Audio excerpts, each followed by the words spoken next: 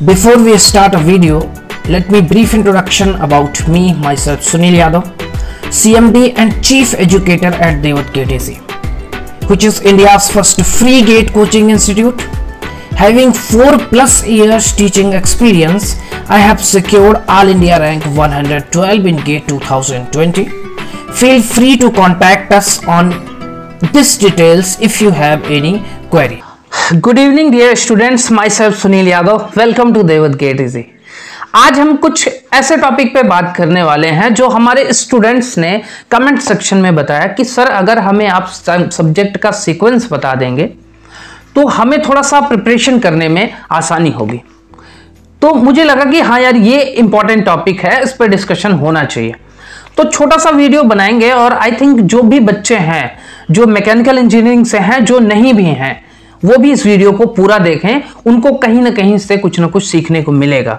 आप जानते हैं कि हार्ड वर्क से ज्यादा अच्छा होता है smart work. Smart work important इसलिए है क्योंकि आप जानते हो कि गेट का जो सिलेबस है वो बहुत लेंथी सिलेबस है और उस सिलेबस के अकॉर्डिंग अगर आप ध्यान देंगे तो आपको 2, 4, 5 साल लग जाएंगे पढ़ने के लिए।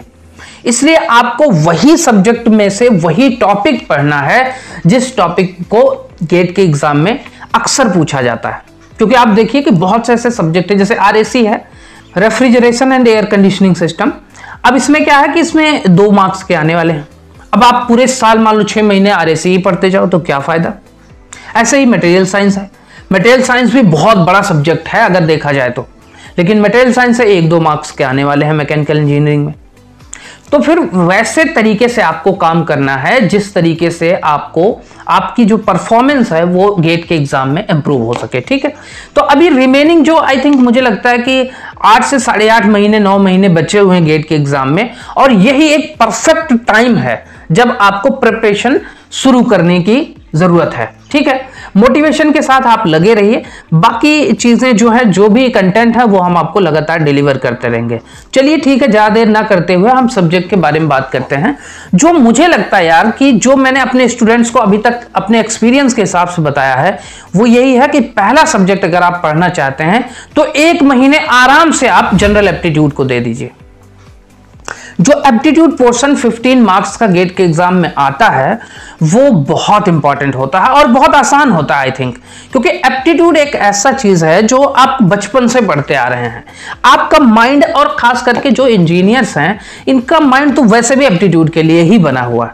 तो जो एप्टीट्यूड पोर्शन है वो बहुत आसान होता है और 15 मार्क्स का होता है, इसलिए सबसे पहला फोकस उस सब्जेक्ट पे आपको करना है। ठीक है, दूसरी चीज जो मैं जानना चाहता हूं वो है कि मैथमेटिक्स सबसे कॉमन सब्जेक्ट, ऑल ब्रांचेस के लिए सबसे कॉमन सब्जेक्ट है मैथमेटिक्स। जैसे एप्टीट्यूड कॉमन है वैसे ही मैथमेटिक्स कॉमन है।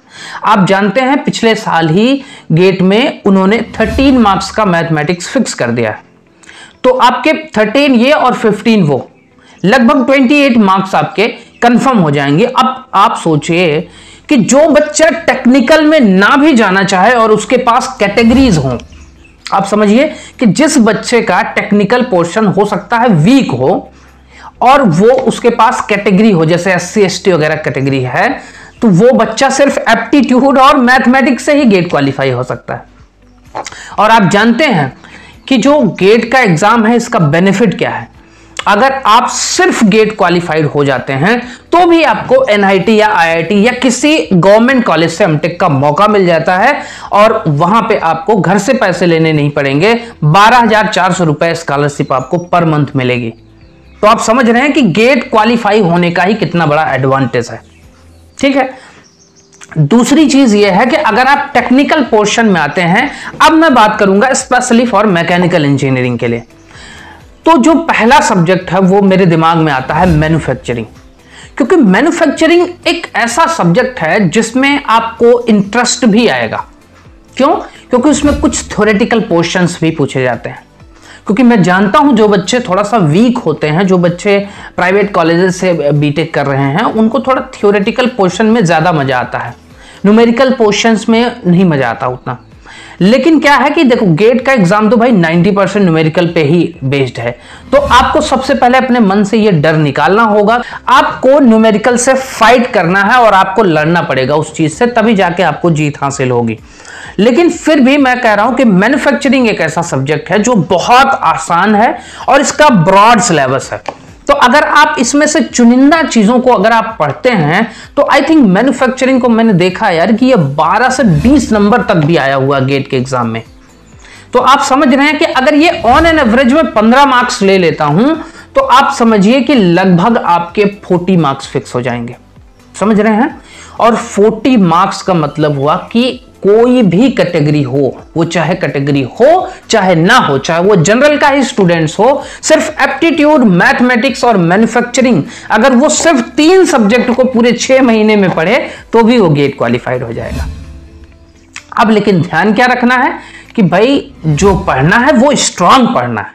ऐसा ना हो कि फिर आप 3 सब्जेक्ट, मैंने कह दिया कि सर ने बोला 3 सब्जेक्ट पढ़ लो और फिर आपके मार्क्स आ जाएंगे और बाद में आप मिलते हैं तो कहते हैं कि सर मेरे तो 5 मार्क्स आ रहे हैं। तो भाई जो पढ़ो उस पे ये गट्स होना चाहिए कि सर आप इस सिलेबस से कहीं से भी दे सकते हैं, मैं इस क्वेश्चन को सॉल्व कर दूंगा, ये कमांड होनी चाहिए। बात समझ में आई? अब जो है इसके बाद सब्जेक्ट जो आते हैं उसके बाद फिर प्योर टेक्निकल पोर्शंस आ जाते हैं, जैसे स्ट्रेंथ ऑफ मटेरियल है, इंजीनियरिंग मैकेनिक्स है, थ्योरी ऑफ मशीन है, मशीन डिजाइन है, ये सारे सब्जेक्ट फिर उसके बाद शुरुआत कर सकते हैं। तो जो मोस्ट इंपॉर्टेंट थिंग्स थी वो स्टार्टिंग की चीजें थी जो लगभग सारे ये ब्रांचेस के लिए कॉमन है। जो मैकेनिकल के लिए है वो थोड़ा सा जो मैं बता रहा हूं कि जैसे स्ट्रेंथ ऑफ मटेरियल आप पढ़ लो, उसके बाद मशीन डिजाइन पढ़ लो, फिर इंजीनियरिंग मैकेनिक्स पढ़ लो, थियरी ऑफ मशीन पढ़ लो, ये सारी चीजें आ जाएंगी डिजाइन पार्ट में। अगला पार्ट आ जाएगा आपका थर्मल पार्ट। थर्मल पार्ट क्या है?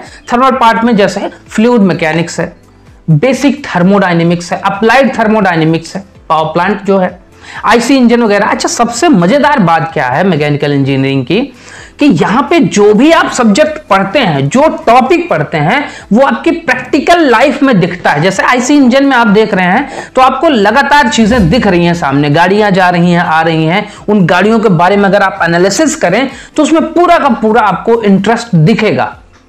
लोग न जाने क्यों मैकेनिकल इंजीनियरिंग को बदनाम कर देते हैं। अच्छा, वही चीज आता है आपका इसमें थर्मल पावर प्लांट में भी। थर्मल पार्ट में अगर आप बात करते हैं तो थर्मल पार्ट में जैसे आपका रेफ्रिजरेटर है, एसी है, ये सारी चीजें आपकी आंखों के सामने दिखती हैं और ये चीजें समझने में इंटरेस्ट भी फील होता है। आपको पता, पढ़ने में मजा तभी आता है जब आपको अंदर से इंटरेस्ट हो कि नहीं मुझे ये पढ़ना है, मुझे अच्छा लग रहा है। देखो, जब तक आपको अच्छा नहीं लगा, जब तक आपको पॉजिटिव फीलिंग नहीं आएगी, तब तक आप किसी भी एग्जाम की तैयारी नहीं कर सकते। ऐसे ही बहुत से ऐसे बच्चे हैं जो डरते हैं पढ़ने से, लेकिन मैं आपको बता रहा हूं चीजें तब तक कठिन होती हैं जब तक आप उसको समझ नहीं जाते। बचपन से आपने पढ़ा होगा, जिस दिन आपको चीजें समझ आने लगती हैं ना, उस दिन आपको मजा आने लगता है उस चीज में, वो चाहे कोई भी सब्जेक्ट हो। ठीक है, तो फिर वही थर्मल पार्ट हो गया। थर्मल पार्ट कंप्लीट करने के बाद एक लास्ट सब्जेक्ट बचता है, वो है इंडस्ट्रियल इंजीनियरिंग। तो इंडस्ट्रियल इंजीनियरिंग को अगर आप देखें तो ये थोड़ा थोड़ा मैथमेटिक्स से रिलेटेड है, कहीं ना कहीं इसमें प्रोबेबिलिटीज हैं और सारी चीजें आपको मिलेंगी। तो ये आपका पूरा मैकेनिकल इंजीनियरिंग का सिलेबस हुआ। लेकिन जो स्टार्टिंग में मैंने बताया कुछ कॉमन सब्जेक्ट थे जो हैं सारे ब्रांचेस के लिए कॉमन है। ठीक है, तो आप लोग इसी तरीके से अगर आप तैयारी करेंगे, आई थिंक जो एक एक सब्जेक्ट है, अगर आप 15 20 दिन 15 दिन 20 दिन अगर आप एक एक सब्जेक्ट को देंगे तो अभी रिमेनिंग टाइम में आप अच्छे से सारे सब्जेक्ट को कवर कर पाएंगे। ठीक है, और बाकी की चीजें अगर आपको कोई और चीज की डाउट आ रहा है तो आप मुझे कमेंट सेक्शन में बता सकते हैं। अगर आपको किसी टॉपिक पे डिस्कशन चाहिए तो वो टॉपिक भी हम लोग डिस्कस कर लेंगे। हमारे साथ हमारी फैकल्टी आपको हर चीजें प्रोवाइड कराने के लिए तैयार हैं, लेकिन उसके लिए आपको हमारे मोटिवेशन के तौर पे आपको चैनल सब्सक्राइब करना होगा, आपको मैक्सिमम लोगों तक शेयर करना होगा, सो दैट कि आज के समय में यार हम लोगों ने अपना पूरा काम धंधा छोड़कर सिर्फ आपको पढ़ाने का जिम्मा लिया है, आपको गाइड करने का जिम्मा लिया है कि आपका फ्यूचर बन सके। तो आप समझ सकते हैं कि आपको हमारे साथ जुड़ना पड़ेगा और आपको मैक्सिमम लोगों तक इस वीडियो को शेयर करना होगा। ठीक है, कोई और डाउट आएगा तो फिर आप मुझे बता देना। ठीक है, मैं अगले वीडियोस में उसको डिस्कस कर लूंगा। Okay, thank you.